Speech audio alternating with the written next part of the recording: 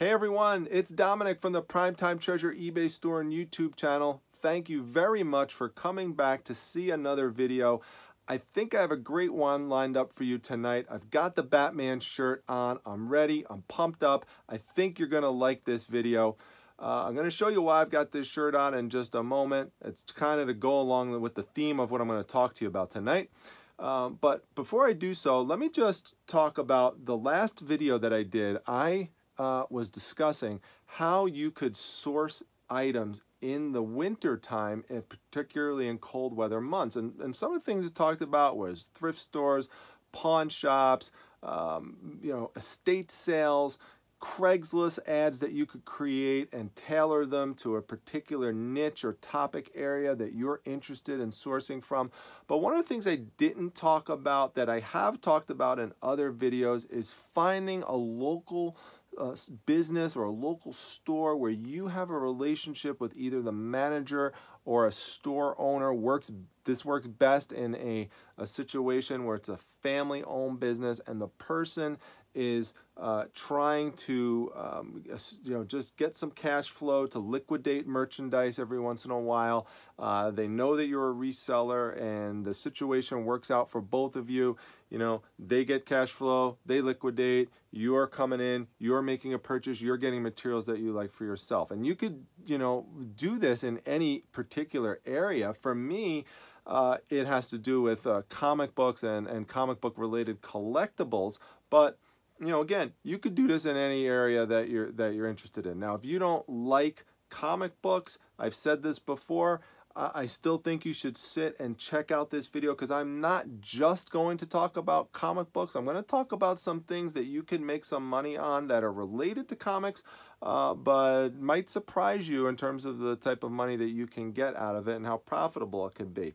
And I tell you that because and if you've heard this before, just fast forward, I guess, a minute, but I tell people you can't just, or you shouldn't just stay in just your niche area. I encourage people to try to broaden out beyond that and go into areas that you might not be comfortable with or you're not totally familiar with, but you want to at least try to learn more about it. For the example I give is for myself is clothes.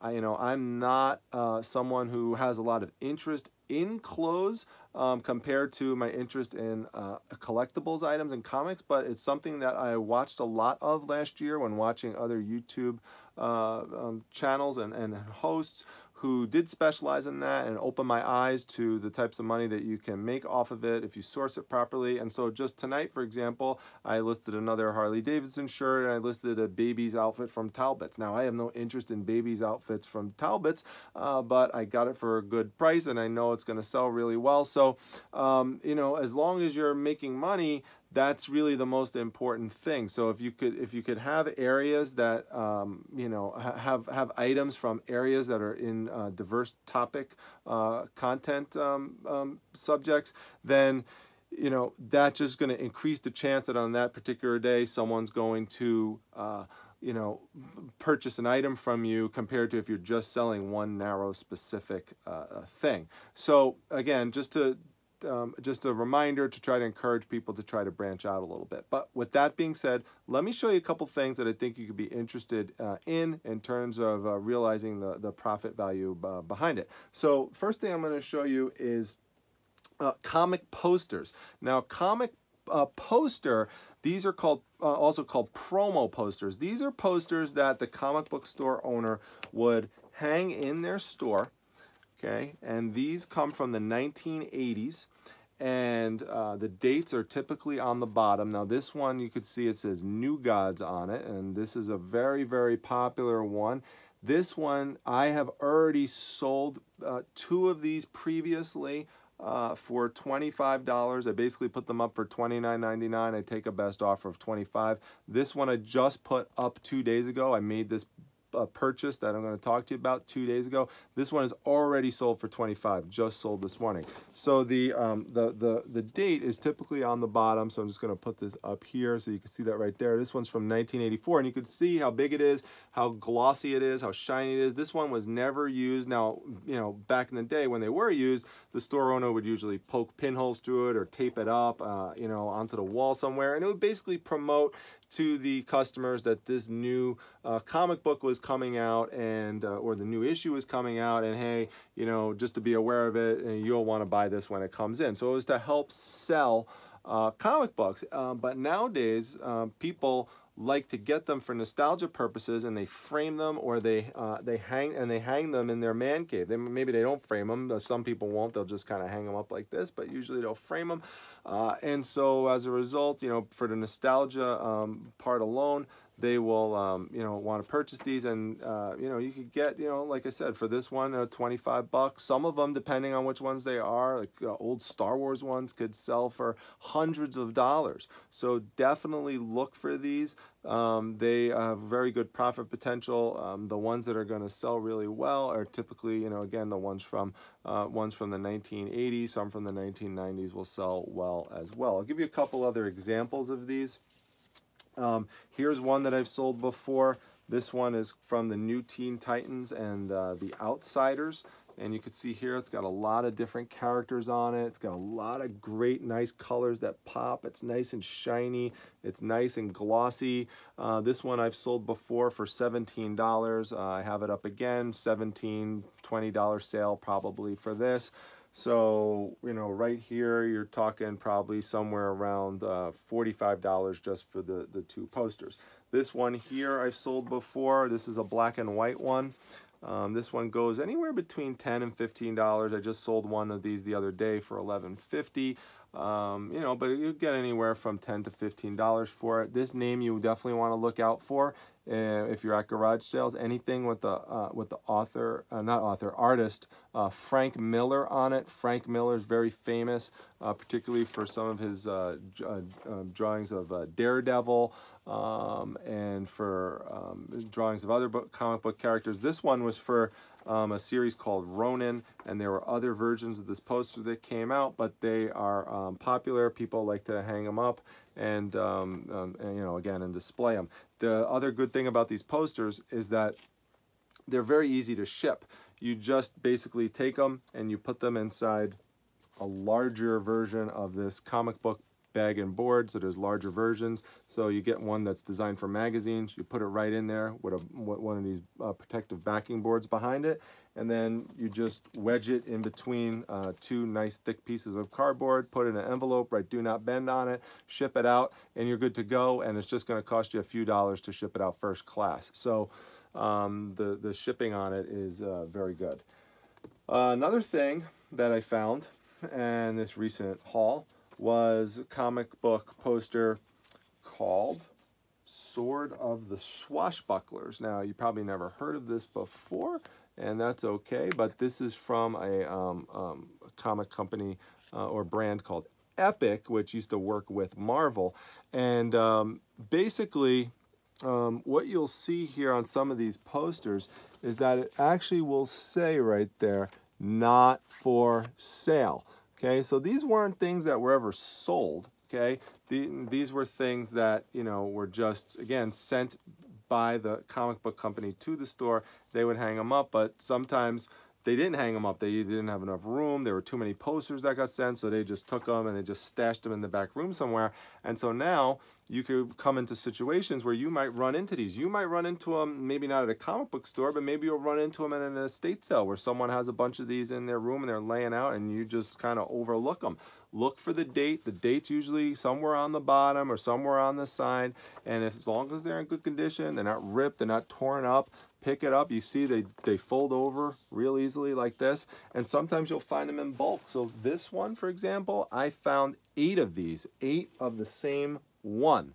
So what I do with these is I don't put all 8 of them up at once. I put up one at a time, and then I sell them off individually. So once that one sells, then I go and post the next one. The reason why I do that is because, and I'm going to talk about this in other videos that I do, but my whole business model is based on supply and demand. So I want to make sure I don't flood the market with these, because then what I do, if I flood the market with all 8 at once, I decrease the value of them. So I don't want to do that. Right now, mine is the only one that's up. One did sell recently for $12. So you figure anywhere between $10 to $15 for one of these. Let's go minimum 10.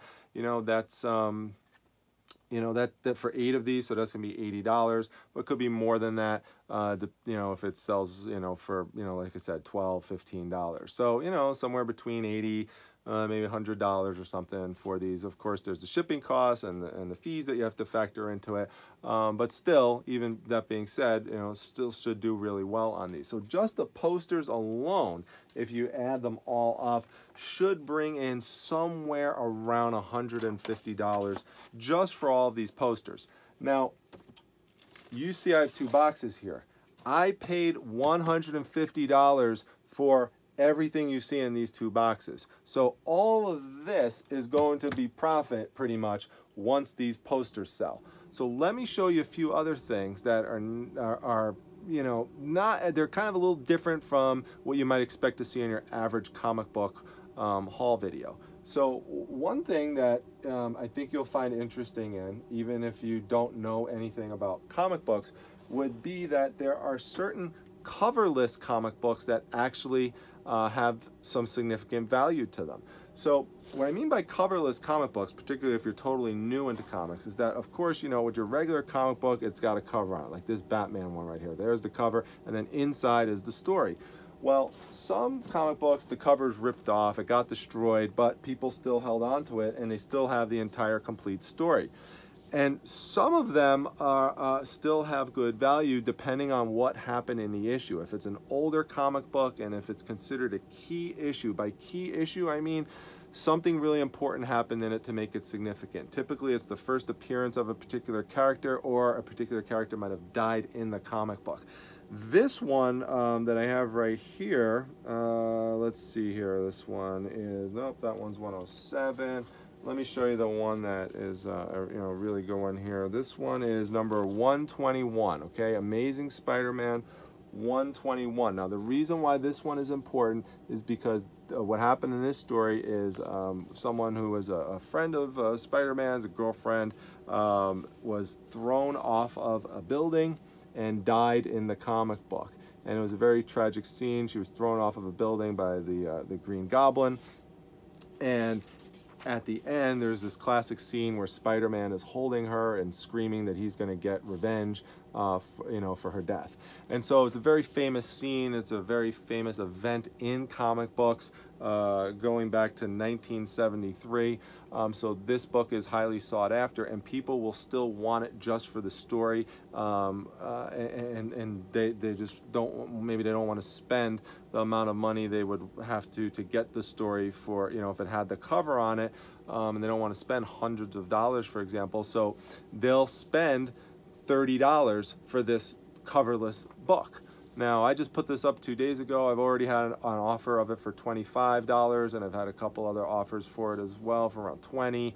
So I'm just holding out. I've got it up for $35 because I think I could get $30 out of it. It has sold recently as a coverless version for $35, and I'm the only one who currently has this up right now as a coverless comic book for issue 121. There's other ones I told you, like that one is the death of a particular character. There's other ones like this one here I'll show you. This is Amazing Spider-Man number 124, and this is the first appearance of a character named Man-Wolf, and you can see him right there. So this one also has good value because of that. And I actually haven't even looked through all these other ones yet. They're all old Amazing Spider-Mans, and so I've got to look through all of them, but, you know, right there, you know, $30, you know, dollars for that one, you know, it could be, you know, $20 for the other one. So just 2 coverless comic books could be like $50 right there. And then there's all these other ones I haven't even looked at yet. So, and those were just kind of thrown in at the end when I made this purchase. The person who owns the store just basically said, here, you could have these. I don't really want them anymore, so you could just have them. So great, I've got them. Now, if you're watching this video and you have no knowledge about comic books, you're probably thinking to yourself, well, that's great, Dominic, but how am I going to know if this is a key issue comic book? How do I know if something important happened in it? I don't know. How do I know that that was the first appearance of Man-Wolf? Well, there's an easy way you can figure it out. All you got to do is sign in to a website called comicspriceguide.com. That's comics with an S. You get a free account, And when you log in, and I have no affiliation with it whatsoever, I don't make any money off of it, and you don't need to pay any money for it either. All you do is sign up for a free account. There's no gimmicks associated with this. Sign in, and then you just type in the title, and you type in the issue, and it will tell you if it's a key issue. It'll have a little key next to it if it's a key issue, and it will also describe to you and tell you what it is that happened in that book that makes it so important, and it will also give you estimated values. It won't tell you the value of it being coverless, but it will tell you the value of it if it's in near mint condition, very fine condition, very good condition, that sort of thing. So it's a very useful resource to have. I will link it down below in the description section, so just kind of keep it in your bookmark somewhere in case you run across these books, or if you're out at a sale and you want to look it up. Now, you might think it's real simple to figure out sometimes what the titles of certain comic books are from the covers, and sometimes it is, but other times it's kind of tricky the way they're worded. So what I would always suggest, particularly if you don't know much about comic books, is open the comic book. Typically on the first page on the bottom, especially with the older ones, there's what they call the indica, and this is basically a description of all the publication information, and it's going to tell you down here the name of the book, and it's going to tell you the issue and the year it was printed. For the modern books, you might not find them on the first page. They might be on the inner flap, or you sometimes have to go to the back, and sometimes you actually have to turn a couple pages, but they are there on every book. If you don't see it in the front, they're in the back. But for the older books from like the 70s and the 80s and earlier, they are on the front. Okay, so that's where you would look for that. Now, the next thing I want to show you is also not something that you would think of in terms of what would be shown in your average comic book haul video, but I love these things. These are vintage, basically kind of horror fantasy type magazines, and these are from the 1970s. This is one called Creepy.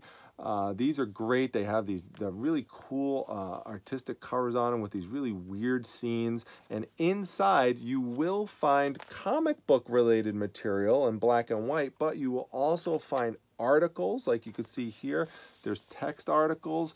They're much bigger pages than your average comic book, and you'll see all sorts of cool ads in the back for posters and all sorts of sci-fi information. People love to buy these things and look back for the nostalgia.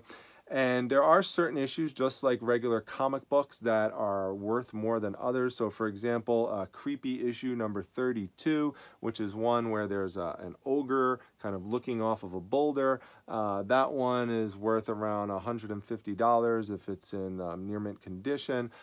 So, you know, certain ones of these books are worth more than others. But what I've done before, I lot these together sometimes. You know, pick up an issue of Creepy here, pick up an issue of Creepy here, and you could take two of them, put them together. You know, sell them for $15, $20. Just depends. Even if they're in bad condition.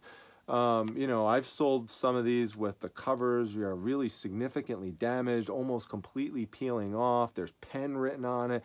Believe it or not, with these anything with these old monsters and horror related things, particularly if they're from the 70s or earlier, people just want them. They're hard to find, and so they'll pay even if they have damage to it. So pick them up. Another one I'll tell you about is Eerie. That's this one right here. It's very similar to Creepy. It's about the same size as you can see here. You know, it's one of these magazine format books. Again, it's black and white inside. It's got the, you know, the black and white comic book scenes, you know, so, but, you know, it's horror and kind of sci-fi and fantasy related. What you could do, particularly if you have an issue that's not worth a whole lot in and of itself, which this one is not worth a lot individually, is you can combine them into lots with other Eerie books, or you could even take an Eerie book and a Creepy book, and you could sell them both together as two vintage sci-fi, you know, magazines, and you could sell them for 10, 15, 20 bucks, depending on what particular issues that you have. You know, and if you just see anything else that's kind of somewhat related to it, kind of vintagey, that has monsters, vampires, anything like this. This is a little newer. This is from the 1980s. I think it's 1982. And you can see there's Count Dracula on the cover. It's called Marvel. Marvel Magazine Group made it. It's called Bizarre Adventures. This one's not worth a whole lot, again, in and of itself, but what you just do is, again, you take these things and you add them together with other books, and you basically add value for your customer by doing that, and they buy a whole bunch of them together as little lots. So I like to do that a lot. That's one of the things I do with my business model sometimes, is making these little lots for people. Okay, so that's that. The next thing I'm going to show you, again, different from just a standard comic book that you would see on a comic rack. I've talked about these before, but these are trade paperbacks. So these are books, or sometimes they'll refer to them as graphic novels, although graphic novels tend to be more of a term used for hardcovers. These are soft covers that I'm going to show you. But if you could find ones that have a certain theme that is similar, and there's a bunch of them, pick them up, because you could definitely flip them pretty easily, particularly if it's on a comic book character or group of characters that's popular. One of the ones that is popular, I've sold a lot of these before, is the Justice Society of America, which is related to the Justice League. And there's a lot of popular characters in them that you would be familiar with. So, for example, there's Superman, there's Batman, there's Flash, there's Wonder Woman, there's Green Lantern. That helps sell these books, because you have those characters in it. And if you could get a whole bunch of them together like this here, and you can see some of them are numbered on the bottom. There's number 3, there's number 5, there's number 6, there's number 7. Here's number 9. So you just take them and you sell them in a lot. There's a whole bunch. I have a whole bunch more here. Here's some more Justice Society here. Here's number 10. So there's a whole bunch of them. You put them together and make a nice purchase. You'll get someone to make a nice purchase from you for these. So remember, once I sell all those posters and everything, whatever I get from these, this is all just going to be profit. So I could be pretty flexible with my customer base on pricing and things like that. Another title that you want to look out for, and I don't care if it's a trade paperback or a graphic novel. Let me stop for 1 second when I say trade paperback. Trade paperbacks are typically, they're also called TPBs. They're combinations of like groups of comics, like certain issues. Like one trade paperback would combine the comic books that you found in the store for, let's say, issues 4, 5, 6, and 7. They would combine them and put them into this book, so people could just buy the book and read all 3 stories at once without having to buy 3 separate comic books. They're not worth as much as the individual comic books, because the individual comic books are the originals, and these are essentially compilation reprints. But if you have enough of them, people will buy them and they'll spend good money on them for you. So Walking Dead is a very popular one. I've sold those for good money. Spider-Man is another title. Spider-Man always sells. I don't care what it is that has Spider-Man on it. Just pick it up and you will eventually either find a way to sell it individually or combine it with other Spider-Man books, and you will easily be able to flip it. So I got a bunch of Spider-Man books here. And another thing you want to look out for is what comic related movies are popular right now in the theaters. So at the time of this filming, Black Panther just came out a few days ago. So if you could find any Black Panther related books, pick them up, because anything with Black Panther is going to be popular right now, or when Civil War comes out with Avengers. Pick anything up related to those topics. When these movies come out, they tend to be very popular with fans. Black Panther did amazingly well at the box office, and that shoots up the value, by the way, of basically all of the Black Panther comic books. They all go up in value when these movies come out and are very popular. So what a lot of people will do is they'll look ahead and they'll say, okay, I know Black Panther is coming out as a movie in 5 months or a year. And so what they'll do is they'll stock up on Black Panther comic books, so that once the movie comes out, they then start listing the books and they start flipping them and making better profit for them. So they kind of hold out for a while. So that's a strategy you can do. You could go online, you could look up what is Marvel and DC coming out with in terms of comic books related movies soon, and try to stock up on those. And a good example of it was Guardians of the Galaxy. That wound up being a very popular movie. The comic books themselves weren't really worth that much until the movies came out, and then they shot up significantly in value. So that's something that you want to think of. And even if you have, again, no knowledge of comic books whatsoever, it's just an easy thing that you can do and kind of figure out, and just kind of add it to your list of things to look for when you're out at sales. You know, I've said before that, you know, there's certain titles that you want to look out for. And so things like Deadpool. Deadpool is this character right here in the red. If you've watched a lot of my videos, you've seen me mention him before. But I'd just like to tell you that anything, again, with him on it, pick it up because I guarantee you it's going to sell well. So I picked up a bunch of those. You know, you can see here some more Deadpool right there. And I've also talked to you before and showed you videos about how well Star Wars comic books sell. I did very well with Star Wars comic books last month and this month. Again, they're a really good seller for me. So basically anything that has like Darth Vader on it, you know, anything Star Wars related. I don't care what it says on it, if it's Star Wars, you know, Princess Leia, pick it up. Now, you're generally you know, not going to be selling these individually unless it's a special type of issue, but you're going to be combining them together in lots or in groups. But still, if you get them at a good price, these will, you know, these will sell well for you. So the only other thing that I want to show you here has to do with this box right here, and this is. You know, just a couple other, two other titles I want you to be aware of. And when I say titles, they're actually kind of some themes that ran through DC's comic books several years ago. What you're going to see on some comic books right on the top that are made by DC, it's going to say the New 52. Okay, this was basically kind of a sales gimmicky type of thing that DC did to relaunch their comic book characters. They do this from time to time. Most recently, they did something called Rebirth, which was a whole new way that they reintroduced a lot of their characters to the public. And so they do this once in a while. And what they did a few years ago, again, was this thing called New 52. And what New 52 was is they took a lot of the comic book titles and they started to re-release them in a new series, and they said the New 52 on them because the way it was designed was that each week, so all 52 weeks, a new issue would come out. So there'd be one that came out every week, which was pretty cool because back when I was younger and I was a kid collecting comic books, you know, comics would come out once a month or once every 2 months or something like that. So, you know, this is kind of a really cool thing. Every week you could get an issue that's related to your, you know, to your particular comic. So, New 52 is not just something you're going to see with Batman, but you'll see it with like Green Lantern or other comic book titles. And if you could get in a situation where you could buy all 52 of the books, you could sell them in a nice big lot to somebody. And 52 books isn't really that many if you think about it. So if you have the whole set of Batman New 52, that is going to sell for close to $200 easily any day of the week.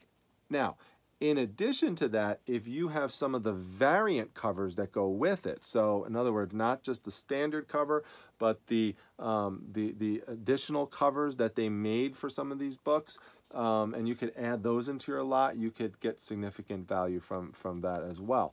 The other thing to keep in mind is if you get a couple of extras, even if you're out and you see a New 52 and it's you just saw issue number 2, pick it up because I'll tell you why.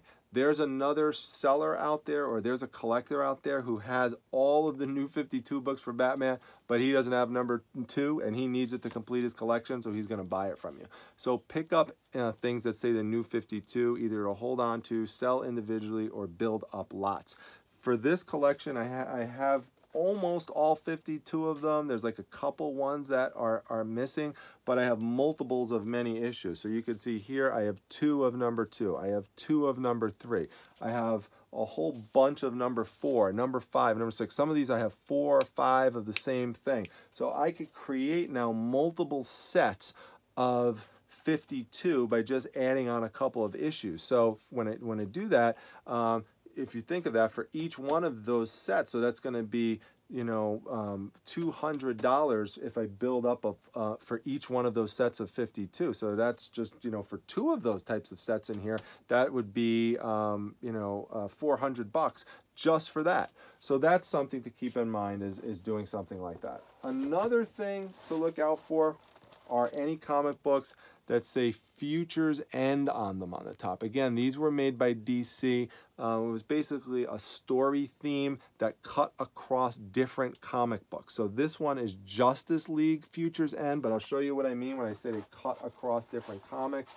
So I'll just grab out a stack here. You could see Batgirl had a Futures End, okay? Batman and Robin had a Futures End. Batman and Superman had a Futures End right there. It just says it right on top, Futures End. So it's not, Futures End is not an actual title of a book that was published. It was a theme that DC used to help sell comic books across different titles. So if you wanted to know everything that happened in the story, you don't just buy this one particular line of books. You go out and you buy books for all these different characters so you could collect it and complete it. And there happen to be 41 different Futures End books. If you have all 41 Futures End books, which I have all but one of them in here, but I have that one in another one of my boxes, so I could just add it to this. That's $100 right there. So, you know, in this whole collection, there's hundreds and hundreds and hundreds of dollars. You know, it's going to be a nice profit off of the $150 purchase that I made. So I hope that this introduced you to different ways that you can make money with comic books and comic book related materials such as posters, coverless comics, vintage black and white magazines that are more horror, sci-fi related, you know, as opposed to just talking to you about the average comic book. I wanted to make sure I talked to you about some different related themes that hopefully you could learn from and make some money with. So if you ever do that, particularly if you never knew anything about comic books before and you started to learn from them from watching these videos and you actually pick up something and make a sale, I would really love to know that. Please drop that down below in the comment section or add anything you wish to help other people who are watching these videos if you have any questions. Also, if you see anything that you like that I put in any of these videos that I haven't put up for sale yet at the Primetime Treasure eBay store, which is also, of course, linked down below in the description section, just let me know and I'll be happy to post it and put it up online. Make sure you hit the like button if you enjoyed this video. Please subscribe to the Primetime Treasure YouTube channel if you like it, and that motivates me to make more videos. Lastly, make sure if you have not done so already that you go down, look in the description section, and click on the link for the Facebook Reselling Resource Center. That is a group of great people that have gotten together. I run the group. I created a group to make a place where people can get together, talk about reselling, talk about collecting, post YouTube links without getting in trouble, promote their store without getting in trouble, just as long as it's done in a non-spammy way, share related items of interest. I've learned a lot from things in this group that have just been amazing, and I hope that other people have learned from things that I've shown as well, and that's what it's all about, is everyone learning from each other, and I hope that this video helped do that. So I will be back again for another video pretty soon, but hope you enjoyed this one, and I'll see you back at the next one. See you later, everybody. Have a great weekend.